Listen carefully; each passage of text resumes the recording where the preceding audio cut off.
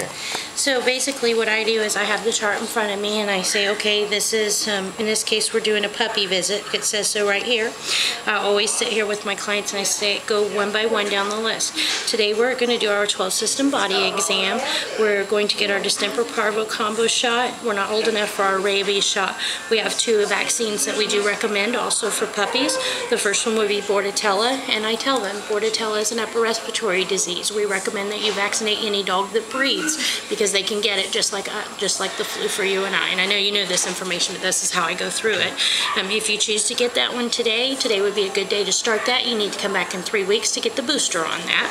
Also recommend leptospirosis, kind of a newer one added to our vaccine list recently because we were seeing a larger proportion of animals having it. Leptospirosis, in summary, is a bacterial infection. Your dog's susceptible to pick it up anytime the ground is moist. So rain, snow, sleet, flooding, those are all good examples of when your dog is susceptible to it. If they do pick it up, it goes straight to the kidneys. It puts them in kidney failure and they can die from it. It's also the #1 zoonotic disease in the world, which means they can give it to you. So I know you all know all this, but I've got a spiel, so I just go through my spiel. Very good. Lyme disease, I kind of get a feel for where they're at because we don't, at South Anderson, we don't just automatically go with Lyme.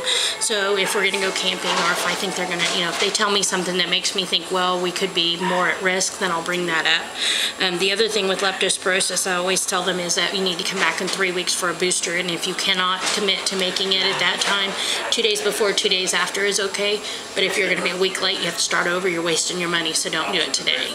So. Bordetella also, we do that one for $16.10 if you're here for vaccines, but if you're coming back later, it's $23, so something else for them. Always do a deworming. We are going to give Nemex, which is Pyrantel, but I also want to check for some other things because some of those things can be passed on to you or children in your neighborhood or area if they happen to go through your yard. So if they don't bring us a fecal sample, then we have them generally send one of those cups home, and then they bring it back to us. And I always put prepaid on there so we've got it out of the way. It's easier for them to come back later. It's easier if we don't prepay it for them to say, oh, I'll just do it later. So if they've already prepaid and it's already done, then they'll stop by and bring it in. Frontline Plus we recommend for all animals year round. And we go into a little bit about that. Microchip, my own personal story. My dogs are always with me. Never had a problem with that. We have a fenced-in backyard. Fireworks went off. Dogs jumped the fence. 4 months later, 2 states away, I got a phone call and got my dog back. I had to drive 2 states away, but I got my dog back. So microchipping works 100% of the time. A lot of times I have cat owners who say, well, my cat's always in the house and I never have a problem. Okay, I got you another one. I had a fire in October. My cats are always in the house. I never let them out. We had a fire and had to evacuate the house in the middle of the night. The firemen were in and out and the doors were left open.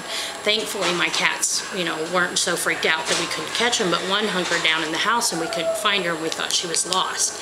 So having that microchip was a nice peace of mind to say, you know what, if she did get out, somebody will pick her up and scan her. So those things do tend to happen, and I could go with that. Care Credit and Vet Plan Insurance, do you use that at your practice? Yes. Okay, so I usually just tell them there's 2 programs that deal with the financial issue of things, and if you're ever interested in information on either of those programs, any team member can help you at any time. We also advocate the use of gentle leaders here. They're wonderful for control issues. It is not a muzzle. And it is designed to be worn 24/7, so we can eat, drink, run, play, jump, whatever we need to do with that on, and it doesn't cause a problem. And again, any information on that, we'll be more than happy to help you with if you're interested. If I see an animal, and I had one that particularly I was really happy with, an older couple was bringing in a German Shepherd pup, and he's about this big now, and they could not get him in the van or out of the van or anything, and I recommended that to them.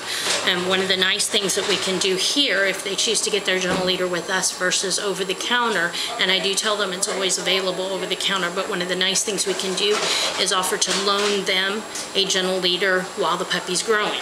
We can also custom fit it, which they cannot do at the store, and we can also offer them an opportunity to borrow a DVD or a video from us that explains gentle leader and how it works with them, so they can read that, look at it, see it, and decide if that's what's right for them. In order to get that video, they would have to purchase the entire kit. So it's kind of nice that Dr. Edelman lets us do that. We do recommend blood and urine for every animal. Puppies, little ones, we like to do that at some point in the first 3 years. One of the nice things is at that point I usually say, are you planning on breeding this animal? And if they say no, then my immediate response is then when we start talking about the 4th set of shots, we're not going to start talking about neutering and spaying. There's, the only good reason really not to spay or neuter would be if you were planning to breed them. And then we talk about, uterine cancer and testicular cancer and how those drop if we do it. And usually that gets them. And then one of the nice things I then say is, when we do that, we're going to want to do blood work to make sure the liver and the kidneys are functioning, because otherwise you risk losing them on the table. And when I do that, I can get your baseline blood work inexpensively. We can do that for $32 rather than the $115 if we don't. And usually that hooks them right then and there. And so I know that. So you do the blood work right there? We do. We can do blood work in house. Is he going through? You have these at your practice? Yeah, we got vet tests too. You have all of them. So usually we do in house when we do our surgery. So if I tell them that in advance, then I can say, it costs about $115 to run this blood work and send it to the lab. It's a better test. They can check for more. But if money is an issue, if we do it in conjunction with pre-anesthesia, I can run it for $32. And I'd say 90% of the time they'll go for it. I don't know if I talk too much or what, but I'm pretty persuasive as far as blood work. And we just had a blood drive. You'll have to ask him about that. A drive just kind of to see how many we could get in a month. And we were able to meet all our set lines. So he owes us dinner and a movie now because we all did it.